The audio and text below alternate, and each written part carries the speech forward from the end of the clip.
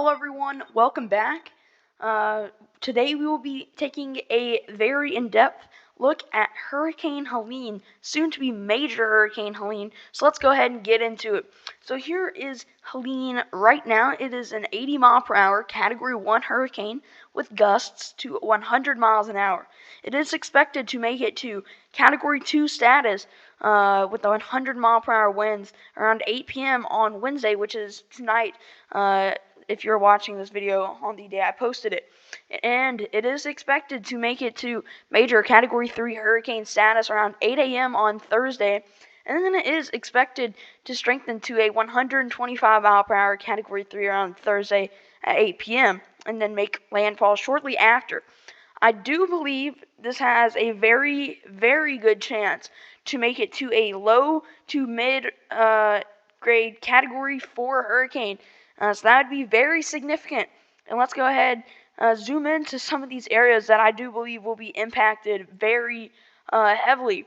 So Apalachicola, Port St. Joe, I believe that's Carabel, Crawfordville, Tallahassee, Quincy, Marianna, Brainbridge, Thomasville, and all the other towns in between and near that area. And I do want to mention, this cone is not the impact area. This cone is just where the eye of the storm could go. So it could go all the way to the west side over here, or it could go all the way over here. I am leaning towards more of an eastern path. I think it could go somewhere more like this. We will have to watch for that. I still think that has a good chance to do that. But let's take a look at the National Hurricane Center. This is more of a traditional look. And look at this thing's wind field, guys. It has a massive wind field, already up to about 500 miles wide, as I was measuring it earlier. So big wind field. And then here is a look at their new cone, where you can see all the watches. The blues are tropical storm warnings, the pinks are hurricane watches, the reds are hurricane warnings, and then the yellows are tropical storm watches. But let's take a look at the potential flooding. We have a high risk of flash flooding in the Appalachian Mountains, and then a moderate risk of flooding that does include Tallahassee, Atlanta, Georgia, and Augusta, Georgia. And that goes almost up to Knoxville, Tennessee. But let's take a look at the storm surge threat. We could have up to 18 feet of storm surge. This has increased majorly, and this will be some extremely life-threatening storm surge. So please, please, please evacuate. I cannot beg you enough. If you are in an evacuation zone, please evacuate as fast as you can. And just make final preparations as well if you are not in an evacuation zone or if you're not evacuating for some reason. But please, if you are in an evacuation zone, just evacuate, guys. Come on. Don't risk your life for staying here for a hurricane that you might think isn't that bad. Every time they ask people after storms, they always say they should have left. So please just leave if you are in an evacuation zone. Well, let's take a look at some of the models here, starting off with the GFS. This is verifying very well. This is exactly on.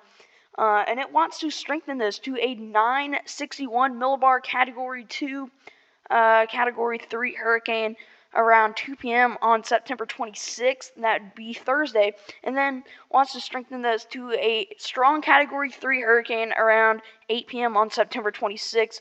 Makes landfall and maintains a borderline major hurricane all the way up and through central Georgia. Let's take a look at the European model next. Verifying a little too strong, but not too off. Wants to strengthen this at a more regular pace, and then strengthens it down to a pretty strong Category 3 hurricane. Makes landfall in the Big Bend of Florida, and then maintains Category 2 borderline Category 3 hurricane status as it moves through central Georgia and then heads on out. Next up is the Icon model. Verifying way too strong, about 10 millibars off. Excuse me. but it does want to strengthen this down to a strong Category 3 around 2 p.m. on September 22nd, around 2 p.m. on September 26th, and then wants to strengthen this all the way down to a Category 4 hurricane around 8 p.m. on September 26th, and then makes landfall and maintains major hurricane status all the way through Georgia. Next up are the hurricane models. This is the H-Worth model. Verifying a little too strong, but it's not too far off. But it does want to strengthen this down to a strong Category 3, borderline Category 4 hurricane around 5 a.m. on September 26th. Strengthens this down to a Category 5 hurricane and then brings some very significant impacts into Florida and Georgia and maintains Category 3 to Category 4 status all the way up into central Georgia. So this would be most likely one of the worst case scenarios, and this actually would be one of the worst case scenarios. Next up is the H1 model, also verifying a little too strong, but we will continue this. Starts to strengthen it with a more regular pace, but still strengthens it a good bit to a borderline, to a strong Category 4 hurricane. Makes landfall and brings some pretty hefty impacts into Georgia and the Carolinas, all the way up into Tennessee possibly. So that would be also very bad. Next up is the H-A model. We will go through this pretty fast, but it does strengthen this down to a Category 5 hurricane, makes landfall in the Big Bend of Florida, and brings a very large tornado threat to Georgia and the Carolinas as well. So this would be very significant, and I do want to mention the tornado threat is very high right now, and we will take a look at that here in just a minute. But it does bring a large tornado threat to Georgia and the Carolinas off of this model. Next up is the H-B model, verifying pretty well for the hurricane models. And I do want to mention, before we do show the rest of this model, the hurricane models have been verifying pretty well as what they were saying for the past few days. They actually have had its strength basically spot on. So that can be bad if it does, if Helene wants to do what these hurricane models are showing around landfall.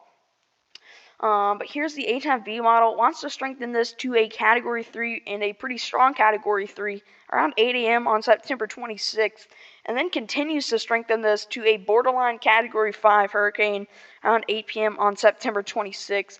And this model run shows Helene being a little more compact. So if it were to stay like that, wouldn't be as significant, but would still bring some very significant impacts to Georgia as well as the Carolinas with that tornado threat. But I do want to mention, once again, go back to the National Hurricane Center's outlook. The wind field on this system is massive, and it's just going to continue to grow. So most likely, I don't think it's going to get smaller. If anything, it's just going to get larger. So that's one thing we really need to look at. So this system's wind field is massive, and most of the wind is on the east side. There's really not too much on the west side. So if you're on the east side of the storm, it's going to be worse if you were on the west side of the storm, because the east side of the storm also brings a pretty large tornado threat with it normally, and this system will.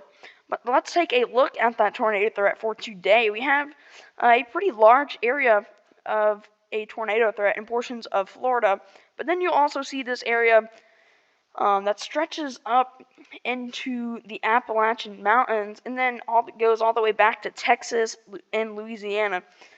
Those areas will not be connected to Helene, but this area in Florida will be. And there's a 2% tornado risk with this area today.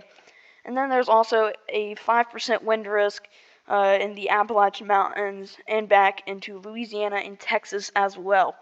But I do want to talk about tomorrow's tornado threat.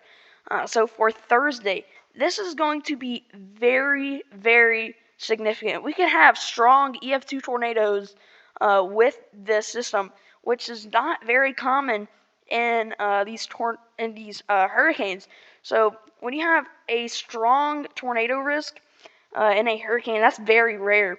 So I do want to name some of these towns that the Storm Prediction Center is naming that could have some pretty bad impacts here. So Savannah, Georgia, Hilton Head Island, Hinesville, Statesboro, Brunswick, Georgia, Jacksonville, Florida, Tampa, Florida, St. Petersburg.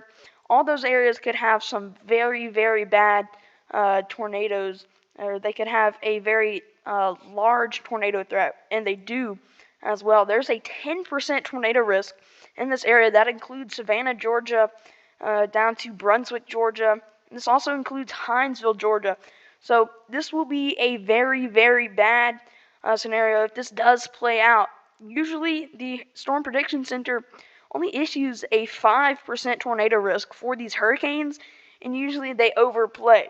And I do want to mention, a lot of people will look at this and say, oh, it's only a 5% chance of a tornado. It's not that much. Well, it really is, because even though they only have a 5% chance of a tornado, they very much overperform with tropical systems. And what I mean by overperform is they act more like a high risk normally, instead of just a slight risk or a marginal risk. And once again, this is an enhanced risk. So this will be a very bad scenario if this does play out tomorrow, which according to all of the parameters, it looks like it will. So please have your alerts on. Make sure to keep tuning in to this channel or any other weather stations, and just make sure to stay very weather aware. So with that, thank you for watching. Please evacuate if you are in an evacuation zone. Stay safe, make your final preparations, and I will see you in the live stream on Thursday and Friday. Might even have one this evening. We will have to see, though. I will have updates in the community tab of this channel. With that, thank you for watching, and I will see you on the next one, everybody. Have a good one.